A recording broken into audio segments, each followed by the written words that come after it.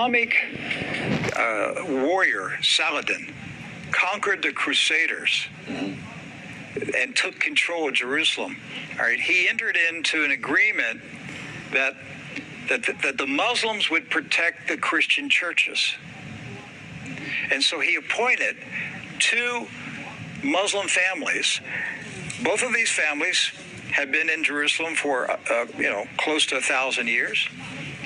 And each generation has passed down the key. The key. Right.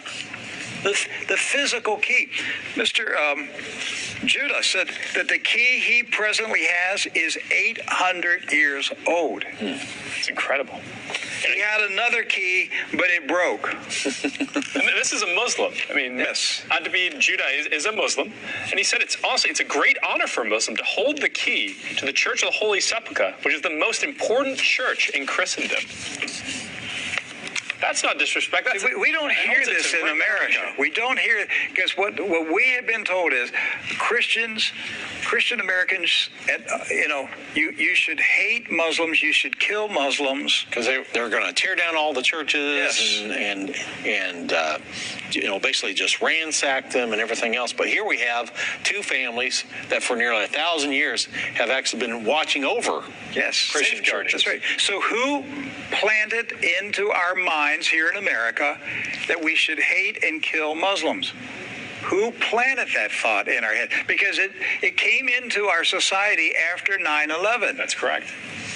So 9/11 was a calculated, planned operation, and it changed everything in our country. And so we were saturated with media propaganda, which who owns the media in this country? So we're saturated with this media propaganda. You Americans, you need to hate Muslims. You need to go to war. You need to send your sons to go kill Muslims. All right?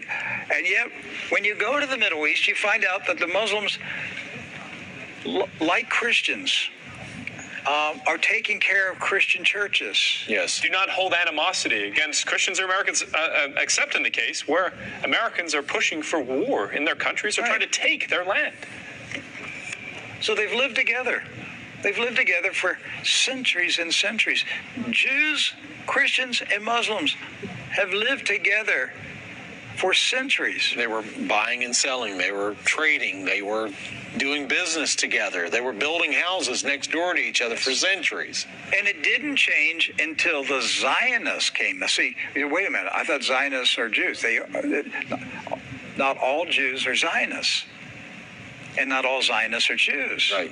Zionism is a political movement. Yes. Right. It's an ideology. Yes. Not an ethnicity. And so when the Zionists came to Jerusalem and Palestine, basically in the 1920s and 30s and 40s, all right, they came to agitate. They came to infiltrate. They came to seize control.